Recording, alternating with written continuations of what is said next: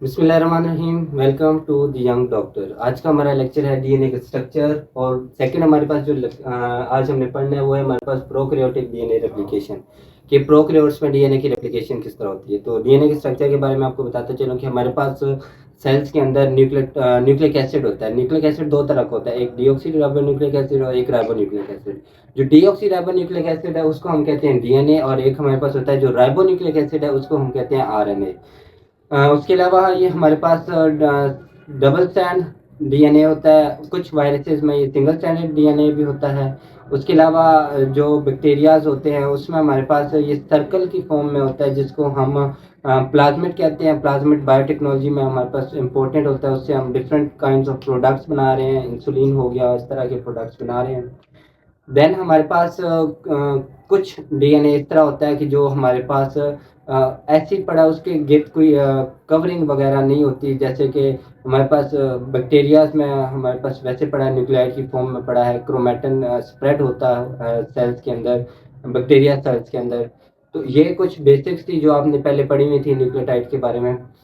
DNA के structure के बारे में बात करते हैं। तो डीएनए का स्ट्रक्चर होता क्या है? डीएनए क्या है? DNA is a polymer of deoxyribonucleotide monophosphate which is linked covalently by 3 prime to 5 prime phosphodiester bond। Phosphodiester bond है उसके जरिए हमारे पास ये ज्वाइन है 3 prime to 5 prime phosphodiester bond. अब ये phosphodiester bond 3 prime to 5 prime ये है क्या? हमारे पास देखिए, हमारे पास जो न्यूक्लियोटाइड की जो हमारे पास राइबोज शुगर है, राइबोज शुगर की जो 5 कार्बन है, 5 कार्बन के ऊपर हमारे पास फॉस्फेट ग्रुप है और इसी राइबोज शुगर के जो 3 प्राइम है, यहाँ देखिए 3 प्राइम पे क्या है हमारे पास हाइड्रोक्सिल ग्रुप। ये दो मैंने नाइट्रोजनस बेसिस शो की हुई हैं। देखिए 3 प्राइम पे क्या है हमारे पास हाइड्रोक्सिल ग्रुप और 5 प्राइम पे क्या है हमारे पास फॉस्फेट ग्रुप। जब ये आपस में कंबाइन होते हैं तो कंबाइन किस तरह होते हैं कि हम इसको रीड करते हैं 3 prime to 5 prime phosphodiester bond. इधर से 3 प्राइम हाइड्रोक्सिल ग्रुप और यहाँ से 5 प्राइम जो 5 कार्बन था राइबोज शुगर का उसका जो फॉस्फेट है, ये आपस में बॉन्ड बनाएंगे और बॉन्ड कौन सा होगा? Phosphodiester bond.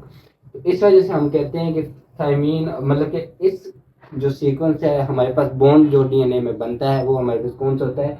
3 prime to 5 prime phosphodiester bond. अगर अब इसका सीक्वेंस हमने रीड करना हो तो सीक्वेंस हम किस तरह रीड करेंगे? सीक्वेंस हम करेंगे read 5 prime to 3 prime. Sequence read करने के लिए हम क्या यूज करेंगे? 5 prime to 3 prime sequence use करेंगे। जैसे इसका सीक्वेंस अगर रीड करना होगा तो मैं बोलूंगा कि थायमीन, एडेनिन और सो ऑन जो नीचे जितने भी लगे होंगे 3 प्राइम की तरफ, इस तरह हम रीड करेंगे। थायमीन, एडेनिन, सपोज नीचे गवानीन लगा है, गवानीन नीचे फिर साइटोसिन लगा है, साइटोसिन। तो इस तरह हम इसके सीक्वेंस को रीड करेंगे। देन आ जाता है हमारे पास डबल हेलिक्स। डबल हेलिक्स किस तरह है कि डीएनए का स्ट्रक्चर हमने एफएससी में पढ़ा है कि डबल हेलिक्स होता है, लेडर की फॉर्म में होता है जो कि हमारे पास ट्विस्ट हुआ होता है अपने गिर्द। यहाँ देखिए, यहाँ मैंने डबल हेलिक्स बनाया है जिसमें एक साइड पे देखें दो स्टैंड हैं, दोनों आपस में एंटी पैरेलल हैं। अगर एक का 5 प्राइम ऊपर है तो उस जो दूसरा उसका स्टैंड है जो उसका एंटी पैरेलल है उसका 3 प्राइम जो एंड है वो ऊपर है। सिमिलरली नीचे देखें, जिसका 5 प्राइम ऊपर है उसका 3 प्राइम नीचे होगा और जिसका 3 प्राइम ऊपर है उसका 5 प्राइम नीचे होगा। तो दोनों क्या है आपस में जो दो स्टैंड्स हैं वो एंटी पैरेलल हैं। उसके अलावा देखें तो इसके जो दो होते हैं, एक होता है हाइड्रोफोबिक रीजन और एक होता है hydrophilic region. Hydrophilic mean water loving. जो ये हमारे पास ब्लैक कलर में मैंने बनाई है, ये हमारे पास है फॉस्फेट की बैकबोन। जो ये बन रहा है बॉन्ड इसको फॉस्फोडाइस्टर बॉन्ड कहते हैं। इसी तरह ये जो बेसिस है ये आपस में आगे एक ये एक स्टैंड है, इस तरह इधर दूसरा स्टैंड होगा, ये बेसिस आपस में बॉन्ड बनाती रहेंगी। लेकिन ये जो सारी चीज है ना ये होती है हमारे पास बैकबोन, फॉस्फोडाइस्टर बैकबोन। तो जो डीएनए की फॉस्फोडाइस्टर बैकबोन है वो हमारे पास होती है हाइड्रोफिलिक।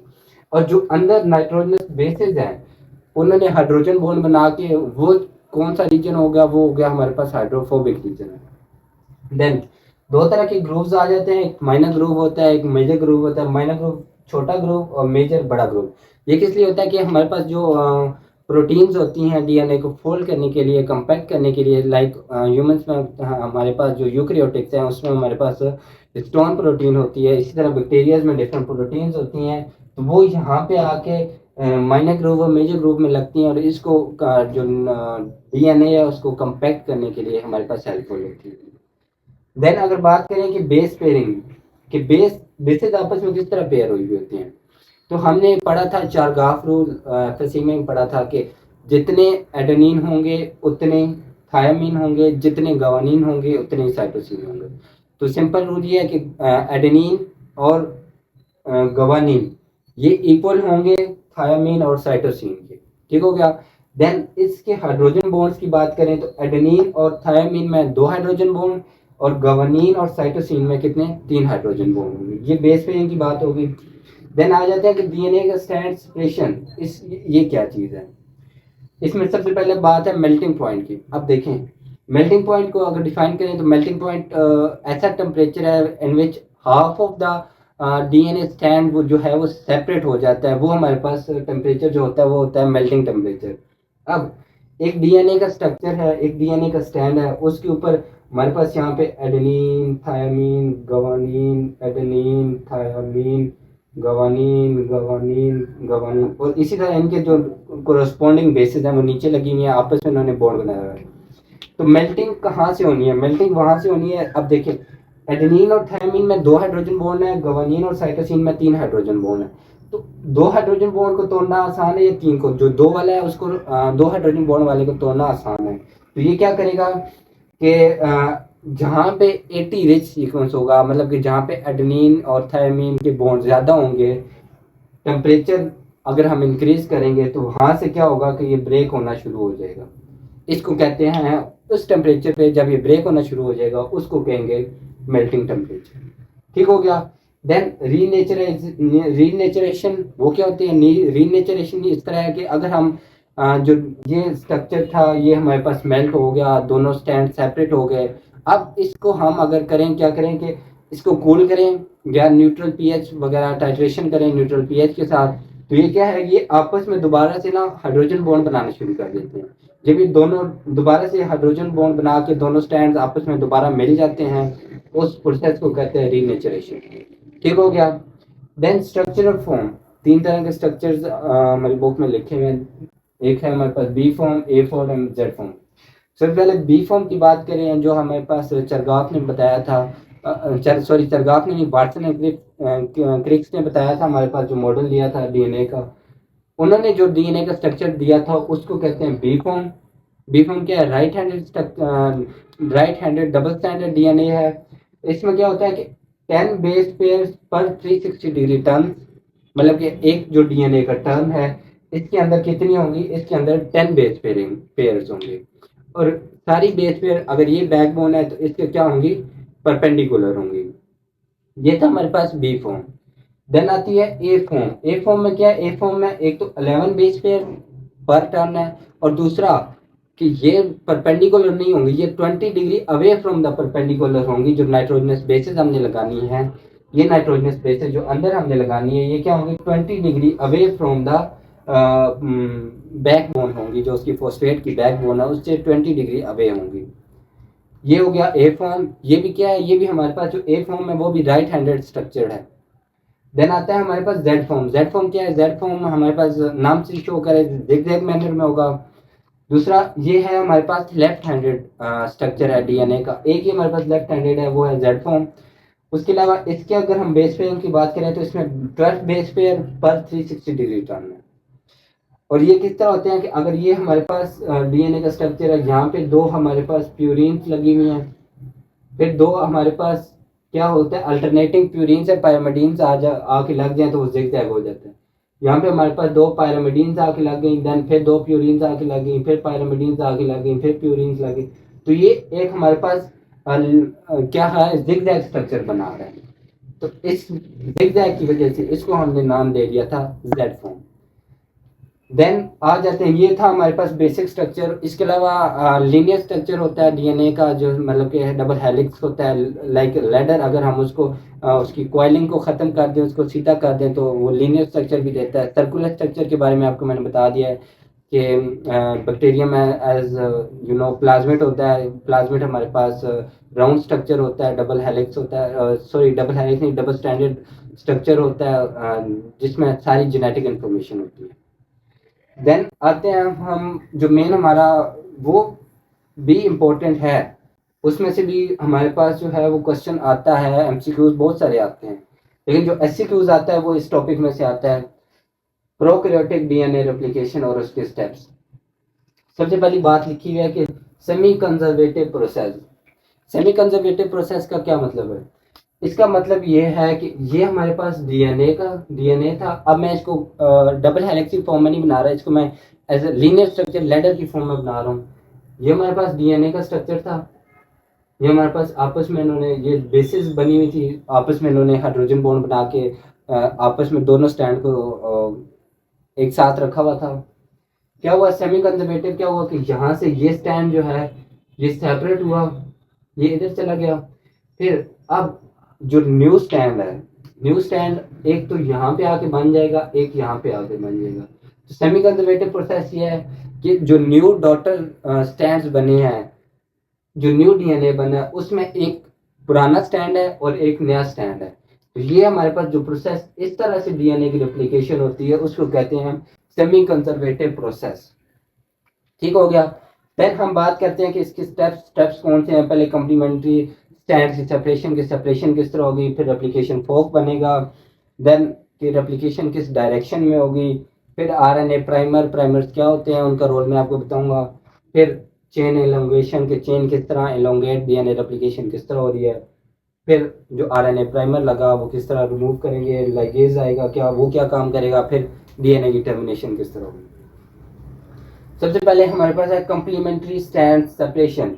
कि कम्प्लीमेंट जो हमारे पास कम्प्लीमेंट्री स्टैंड है जो हमारे पास जिसकी रेप्लिकेशन होनी है उसकी सेपरेशन किस तरह होंगी। मैंने बताया आपको जो हमारे पास मेल्टिंग टेम्परेचर में जिस तरह आपको मैंने बताया कि जो बैक्टीरिया में एक होता है ओरी सीक्वेंस जिसको ओरिजिन कहते हैं, ओरिजिन सीक्वेंस होता है, एक स्पेसिफिक सीक्वेंस होता है जिसमें 80 रिच मतलब कि एडेनिन और थायमीन के जो न्यूक्लियोटाइड्स हैं वो ज़्यादा होते हैं।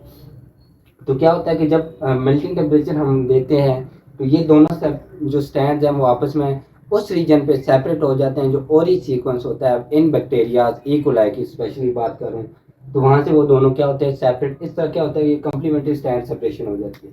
अब यहाँ पे है 80 रेज सीक्वेंस ज़्यादा है तो यहाँ पे हमारे पास ये ओरी सीक्वेंस है बैक्टीरियाज में। तो यहाँ पे जैसे टेम्परेचर इंक्रीज करेंगे दोनों आपस में हाइड्रोजन बॉन्ड ब्रेक होंगे और ये दोनों स्टैंड सेपरेट हो जाएंगे। देन है रेप्लिकेशन फोर्क फॉर्मेशन कि स्टैंड सेपरेट हो गए। अब जो रेप्लिकेशन फोर्क कैसे बनता है, अब ये देखें ये हमारे पास डीएनए था, कॉइल था इस तरह। अब इसमें क्या है कि जब आके हमने मेल्टिंग टेम्परेचर दिया, कम्प्लीमेंट्री स्टैंड्स को सेपरेट किया तो ये जहाँ से सेपरेट होता गया उधर से ये अलग अलग होता गया। तो ये एक फोक जो हमारे पास कांटा होता है उसकी शेप इख्तियार कर रहा है। तो इस वजह से इसको कहते हैं हम रेप्लिकेशन फोर्क कि उसकी शेप इख्तियार कर रहे हैं। फिर इसमें अब वो बात करते हैं कि रिक्वायर्ड प्रोटीन्स कौन कौन सी प्रोटीन्स हैं जो हमारे पास रेप्लिकेशन फोर्क को करा रही हैं, स्टैब्लिश करा रही हैं, उसको स्टेबलाइज करा रही हैं। सबसे पहले है डीएनए ए प्रोटीन। डीएनए प्रोटीन्स क्या होती हैं, ये हमारे पास आके लगती हैं जहाँ से ओरी सीक्वेंस है वहाँ पे आके उसको डिटेक्ट करती हैं और वहाँ पे आके लग जाती हैं और ये क्या करती है ओरिजिन कराती हैं रेप्लिकेशन फोर्क का। देन डीएनए हेलिकेज आपने पहले भी पढ़ा होगा, हेलिकेज एंजाइम है जो हमारे पास कट आउट करता है, जो हमारे पास डीएनए के दोनों स्टैंड्स को सेपरेट करता है। अगर इस डायग्राम की बात करें तो डीएनए हेलिकेज ये आके लगा हुआ है, इसमें क्या करा रहा है दोनों स्टैंड्स की सेपरेशन करा रहा है। Helicase in the presence of ATP की यूज करेगा और दोनों स्टैंड्स को क्या करेगा सेपरेट करा लेगा। देन आता है हमारे पास single stranded DNA binding protein. ये क्या कराते हैं, जब डीएनए हेलिकेज ने दोनों स्टैंड्स को सेपरेट करा लिया फिर ये क्या करेंगे, ये एक के बाद एक आके लगता रहेगा और ये आके क्या करेंगे इन दोनों स्टैंड्स को आपस में मिलने नहीं देगी, उन दोनों को सेपरेट रखेंगी और एक्सोन्यूक्लियस एक्टिविटी से इनको महफूज करेंगे, मतलब कि डीएनए को डैमेज होने से ये क्या करेंगी सिंगल स्टैंडर्ड डीएनए प्रोटीन से इनको बचाएंगी। तो ये 3 प्रोटीन्स थी। देन सुपर कॉइल्स क्या होती हैं, सुपर कॉइल्स इस तरह आप लगा लें कि एक हमने रस्सी ली, रस्सी के अगर दोनों एंड्स को खोलो तो आगे और पीछे वो ज़्यादा वो गिरा लगती रहती है, वो ज़्यादा वो क्या कहते हैं बल आते रहते हैं रस्सी में, तो उनको हमने डीएनए में उसको बोल दिया सुपर कॉइल। अब इधर इसकी बात करें, अगर मैं 3 प्राइम को उधर खींचूं, 5 प्राइम को उधर खींचूं, यहाँ से सेपरेट तो हो रहे हैं लेकिन नीचे ये कॉइल ज्यादा होते जाएंगे, तो इस इन कॉइल्स को कहते हैं सुपर कॉइल्स। दो तरह के सुपर कॉइल्स हैं, एक हमारे पास पॉजिटिव सुपर कॉइल, एक हमारे पास नेगेटिव सुपर कॉइल। जो पॉजिटिव सुपर कॉइल है, पॉजिटिव अगर ये डायरेक्शन हमारे पास 5 प्राइम टू 3 प्राइम इस तरह आ रही है, तो इस डायरेक्शन के इस जो नीचे की तरफ जितने भी कॉइल्स बनेंगे वो होंगे हमारे पास पॉजिटिव सुपर कॉइल्स। जो इसके पीछे बनेंगे, अगर ये हमने दरमियान में से इसको अलग कर लिया तो पीछे भी सुपर कॉइल्स बन रहे हैं, आगे भी बन रहे हैं। जो पीछे बनेंगे वो नेगेटिव सुपर कॉइल्स, जो आगे बनेंगे वो हमारे पास क्या होंगे, पॉजिटिव सुपर कॉइल्स। फिर अब सुपर कॉइल्स बन गए, अगर सुपर कॉइल्स को ठीक ना किया जाए तो डीएनए की आगे रेप्लिकेशन में बहुत मसले आ जाएंगे। अब इन सुपर कॉइल्स को ठीक करने के लिए हमारे बॉडी में 2 एंजाइम्स हैं, डीएनए टोपोआइसोमरेज 1 और डीएनए टाइप 2 टोपोआइसोमरेज। 2 एंजाइम हैं। जो टाइप 1 टोपोआइसोमरेज है वो क्या करता है, सपोज ये था हमारे पास कि इस तरह का ये था हमारे पास कि बना बीच में क्या आ गया, सुपर कॉइल आ गया। इसको रिमूव करने के लिए ये क्या करेगा, ये करेगा एक स्ट्रैंड को यहाँ से इसने निक दिया, इसको काटा। इसके पास दोनों एक्टिविटीज है, एक्सोन्यूक्लियस एक्टिविटीज है कि उसको स्ट्रैंड को काट भी सकती है और स्ट्रैंड को जोड़ भी सकती है। यहाँ से इसने काटा, इस नीचे वाले को नीचे लेके गया और इसको ऊपर ले आया और दोबारा से क्या हुआ, जोड़ गया। तो इसने क्या किया कि इसने सुपर कॉइल्स को खत्म करने के लिए एक कट लगाया, एक निक लगाया हमारे पास जो डीएनए का स्ट्रैंड था उसके अंदर। तो इसमें इसने करना क्या है, इसने कौन से सुपर कॉइल्स को रिमूव करना है। अगर हम ई कोलाई की बात करें, ई कोलाई में इसने सिर्फ पॉजिटिव सुपर कॉइल्स को रिमूव कराना है, और जो दूसरे हमारे पास यूकैरियोटिक्स और बाकी प्रोकैरियोटिक्स है उसमें इसने दोनों पॉजिटिव भी और नेगेटिव सुपर कॉइल्स को भी ठीक कराना है। देन आ जाता है डीएनए टोपोआइसोमरेज। डीएनए टोपोआइसोमरेज ने किस तरह एक्ट करना है, ये देखें, ये था हमारे पास सुपर कॉइल बन गया। इसने डीएनए टोपोआइसोमरेज ने क्या करना है, इसने दोनों स्ट्रैंड में सब कट लगा दिया। दोनों स्ट्रैंड में कट लगा के दोनों की जब सुपर कॉइल्स को रिमूव किया, दोनों स्ट्रैंड से क्या किया इसने कि सुपर कॉइल्स को रिमूव कर दिया। इसमें और उसमें डिफरेंस मेनली ये है कि उसने एक स्टैंड में कट लगाया, इसने दोनों स्टैंड में कट लगाना है। उसमें मेनली उसने बैक्टीरिया में एक स्टैंड एक सुपर कॉइल्स को रिमूव करना है, और इसने क्या करना है, इसने पॉजिटिव और नेगेटिव दोनों सुपर कॉइल्स को ठीक करना है। ये था कि जो सुपर कॉइल्स बनी उसको कैसे हम ठीक कर सकते हैं। देन आ जाता है कि रेप्लिकेशन फोक, जो रेप्लिकेशन हो रही है उसकी डायरेक्शन किस तरह होगी। अब डीएनए आया, इधर से बनना शुरू किया, 5 प्राइम टू 3 प्राइम गया, डायरेक्शन उसकी किस तरह होगी। 2 तरह के स्टैंड्स बनते हैं, एक हमारे पास लीडिंग स्टैंड और एक होता है हमारे पास लैगिंग स्टैंड। इस डायग्राम पे आ जाएं, इसमें क्या हो रहा है कि ये देखें, यहाँ से रेप्लिकेशन फोक आ रहा है, इसने क्या किया, डीएनए हेलिकेज ने रेप्लिकेशन फोक बना लिया। DNA single strand DNA proteins आई, उन्होंने इन दोनों स्टैंड्स को क्या किया, आपस में मिलने नहीं दिया, सेपरेट रखा। फिर क्या हुआ कि देखें, एक ये सेगमेंट बन रहा है, एक ये बन रहा है, क्योंकि ये तो जो बन रही है 3 प्राइम टू 5 प्राइम डायरेक्शन, जो रेप्लिकेशन की डायरेक्शन है उसी में जा रही है। तो इसमें एक ही हमारे पास कोई मतलब इस तरह फ्रेगमेंट्स की मैं डिवाइड नहीं हो रहा डीएनए। तो इस स्टैंड को हम कहेंगे कि लीड स्टैंड कर रहा है, ये आगे की तरफ जा रहा है, जिस तरफ हमारे पास डायरेक्शन ऑफ रेप्लिकेशन है, ये डायरेक्शन ऑफ रेप्लिकेशन फोर्क है, जिसमें डीएनए हेलिकेज आगे उसको काटता जा रहा है। तो उसकी डायरेक्शन में जो होगा उसको हम कहेंगे डीएनए का लीडिंग स्टैंड है, और दूसरा जो उस के ऑपोजिट है बिल्कुल उसको हम कहेंगे लैगिंग स्ट्रैंड। और उसमें क्या बनेंगे हमारे पास ओकाजाकी फ्रेगमेंट्स। ओकाजाकी फ्रेगमेंट्स किस तरह, ये देखें, ये हमारे पास डीएनए का एक पीस बन गया, देन इस पीस को यहाँ तक खत्म हुआ, इसके बाद ये पीछे से एक और डीएनए का स्टैंड है, ये यहाँ तक आएगा, ये भी खत्म हो जाएगा। तो ये जो दूसरा नीचे वाला स्टैंड आपको बनता नजर आ रहा है, ये फ्रेगमेंट्स की फॉर्म में बन रहा है, तो इसको हम कहेंगे ओकाजाकी फ्रेगमेंट्स। और ये कौन सा स्टैंड आ जाएगा, ये हमारे पास आ जाएगा लैगिंग स्टैंड। ठीक हो गया, लीडिंग स्टैंड भी हो गया, लैगिंग स्टैंड भी हो गया। देन बात करते हैं हम आरएनए प्राइमर। आरएनए प्राइमर क्या होता है, सबसे पहले प्राइमेज की बात कर लेते हैं। प्राइमेज एक हमारे पास आरएनए पॉलीमरेज है। वो क्या करता है, वो हमारे पास specific sequence of RNA 10 nucleotide तकरीबन हमारे पास वो आरएनए के तैयार करता है, which are complement to the DNA का स्ट्रक्चर जो हम जहाँ से हमने रेप्लिकेशन स्टार्ट करनी होती है, वो होता है हमारे पास प्राइमेज एंजाइम होता है, जिसके पास आरएनए पॉलीमरेज एक्टिविटी होती है। तो प्राइमर क्या होता है, प्राइमर एक ऐसा सीक्वेंस है जो हमारे पास आरएनए पॉलीमरेज जो है, प्राइमेज जो है उसकी मुझे वो बनाता है। और ये स्पेसिफिक सीक्वेंस होता है, जहाँ से रेप्लिकेशन स्टार्ट होनी होती है वहाँ पे आके ये लग जाता है। जहाँ से रेप्लिकेशन स्टार्ट होनी होती है वहाँ पे ये आके लग जाता है। ये देखिए वहाँ पे आके लगा, इसके ऊपर आके जो हमारे पास पॉलीमरेज है वो इसको रिकॉग्नाइज करेगा। इसका जो 3 प्राइम होगा उसको, उसके आगे ये हमारे पास क्या करेगा, उसके आगे डीऑक्सीराइबोज को ऐड कराता रहेगा और हमारे पास क्या करेगा, डीएनए की रेप्लिकेशन कराएगा। तो प्राइमर का आपको समझ आ गया कि प्राइमर क्या है, एक आरएनए सिंगल स्टैंडर्ड स्ट्रक्चर है, नियरली 10 न्यूक्लियोटाइड की बेसिस होती है उसमें। ये क्या होता है कि कॉम्प्लीमेंट होता है, जो हमारे पास स्टैंड है डीएनए का पुराना स्टैंड है उसका कॉम्प्लीमेंट होगा।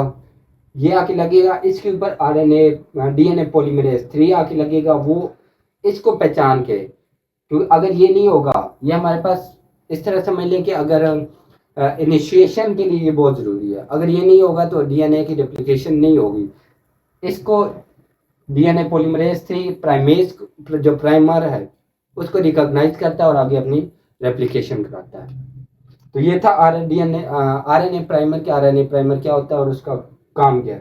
देन आ जाता है चेन एलोंगेशन, कि चेन हमारे पास बन गई, उसने एलोंगेट कैसे होना, उसने आगे रिप्लिकेट कैसे होना।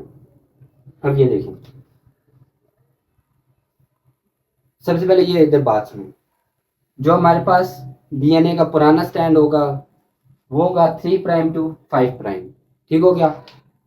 इसको रीड करेगा, हमारे पास क्या होगा, डीएनए पॉलीमरेज 3 इसको रीड करेगा, 3 प्राइम टू 5 प्राइम उसको रीड करेगा, और जो न्यू स्टैंड बनाएगा वो किस डायरेक्शन में होगा, वो होगा हमारे पास 5 प्राइम टू 3 प्राइम।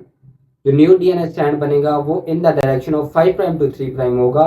लेकिन जो डीएनए पहले मौजूद है जिसको डीएनए पॉलीमरेज ने रीड करना है वो होता है हमारे पास 3 प्राइम टू 5 प्राइम। अब आरएनए प्राइमर आके लगा पहले इसके कॉम्प्लीमेंट में, आरएनए प्राइमर लगा, इधर देखें आरएनए प्राइमर लगा, उसके ऊपर आके हमारे पास क्या हुआ, डीएनए पॉलीमरेज 3 लग गया। इधर भी देखिए ये आरएनए प्राइमर लगा है, इसके ऊपर आरएनए डीएनए पॉलीमरेज 3 आके लगा। इसने क्या किया, जो प्राइमर की 3 प्राइम हाइड्रोक्सिल ग्रुप है उसके आगे से इसने अपनी रेप्लिकेशन स्टार्ट करा दी, उसके आगे से 3 प्राइम के आगे इसने डीऑक्सीराइबोज को ऐड करा दिया, फिर कोई आगे एडेनिन को ऐड करा दिया, गवानीन को ऐड करा दिया। इस तरह इसने अपनी रेप्लिकेशन को स्टार्ट करा दिया। इस तरह इसने अपनी आगे जितनी बनती थी, जहां तक इसने जाना था वहां तक उसने रेप्लिकेशन करा दी। इस तरह चेन की एलोंगेशन होती है। लीडिंग स्टैंड में देखें, यहाँ पे आके प्राइमर लगा, प्राइमर के आगे यहाँ पे आगे जब पॉलीमरेज ने लगना है तो पॉलीमरेज ने इस 3 प्राइम जो हाइड्रोक्सिल ग्रुप होगा प्राइमर का, उसके आगे इसने न्यूक्लियोटाइड की बेसिस को ऐड कराते जाना और आगे रिप्लिकेट करते जाना इन the direction of replication for leading stand की बात करें। देन आती है कि proof reading activity. DNA polymerase के बारे में आपको मैंने 3 के बारे में बता दिया कि उसने किस तरह आके लगना, उसने आरएनए प्राइमर को डिटेक्ट करना, उसके ऊपर फिर न्यूक्लियोटाइड की बेसिस को आके लगाना। एक और बात, जब यहाँ पे आके न्यूक्लियोटाइड की बेसिस लगेंगी तो वो होती हैं, सपोज थायमीन में आके लगना ना, थायमीन ट्राइफॉस्फेट होती है, फिर साइटोसिन ट्राइफॉस्फेट होती है। जब इन्होंने आके लगना है, इनमें से क्या होता है कि बॉन्ड ब्रेक होते हैं और 2 फॉस्फेट इधर से क्या होते हैं, रिमूव होते हैं, पायरोफॉस्फेट रिमूव होगा, और जो लगेगा वो होता है हमारे पास, सपोज थायमीन ट्राइफॉस्फेट था तो क्या आके लगेगा, thymine monophosphate, cytosine monophosphate, adenine monophosphate, वो आके इसके अंदर क्या होते हैं, लगते जाते हैं। तो जो एनर्जी हमारे पास रिमूव होती है वो हमारे पास आगे रेप्लिकेशन में हेल्पफुल होती है। देन आती है हमारे पास प्रूफ रीडिंग की। अब डीएनए का structure RNA primer sorry DNA polymerase 3 आके लगा, उसने क्या किया, उसने रेप्लिकेशन स्टार्ट करा दी। अब रेप्लिकेशन होती रही। अब उसने क्या किया, कोई गलत बेस आ गई। सपोज यहाँ देखें, ये हमारे पास स्ट्रक्चर था, इधर adenine, guanine, cytosine, thymine, guanine, cytosine, ये आके लग गया। इसके कॉम्प्लीमेंट यहाँ पे आके हमारे पास लगना था, एडेनिन के ऑपोजिट होता है थायमिन, साइटोसिन, ग्वानिन, एडेनिन, फिर यहाँ पे साइटोसिन, फिर यहाँ पे ग्वानिन, इस तरह लगना था। अब क्या हुआ कि कोई बेस मिस हो गई, यहाँ पे एडेनिन की जगह हमारे पास क्या लग गया, एडेनिन की जगह आके लग गया था साइटोसिन। ठीक हो गया। अब प्रूफ रीडिंग एक्टिविटी क्या है इसकी, प्रूफ रीडिंग इसने क्या करनी है, प्रूफ रीडिंग इसने करनी है 3 प्राइम टू 5 प्राइम। अगर ये 5 प्राइम है, ये इसका 3 प्राइम है, इसने प्रूफ रीडिंग यहाँ इस 3 प्राइम टू 5 प्राइम एक्टिविटी इसने करनी है। वहां से आता रहेगा, यहाँ से इसको आएगा, यहाँ से इसको इधर की तरफ चलता आएगा। जहां पे इसने देखा कि बेस गलत लगी हुई है, वो क्या करेगा, एक्सोन्यूक्लियस एक्टिविटी से इस बेस को क्या करेगा, रिमूव करा देगा।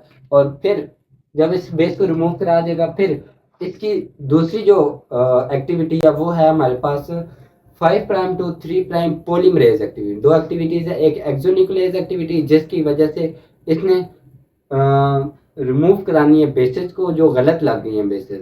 दूसरी है पॉलीमरेज एक्टिविटी। पॉलीमरेज एक्टिविटी में क्या करेगा, जब इसने इसको एक्सोन्यूक्लियस एक्टिविटी की मौजूदगी में इसने इसको क्या किया, यहाँ से रिमूव करा दिया।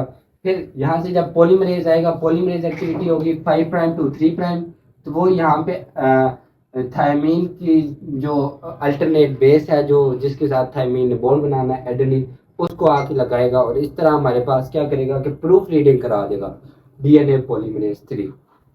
ठीक हो गया, ये थी प्रूफ रीडिंग डीएनए पॉलीमरेज 3। अब आती है कि RNA primer excision and replacement by DNA. अब डीएनए की रेप्लिकेशन हो रही है।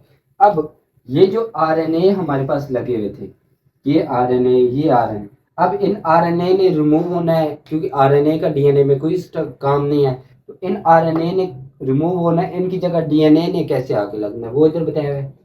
सबसे पहले क्या होगा कि 5 प्राइम जो डीएनए पॉलीमरेज 1 है, अब इसमें क्या होगा, आरएनए को रिमूव करने के लिए डीएनए पॉलीमरेज 1 आके लगेगा। वो क्या करेगा, वो हमारे पास 5 प्राइम टू 3 प्राइम कराएगा एक्सोन्यूक्लियस एक्टिविटी। वो क्या करेगा, यहाँ से आएगा,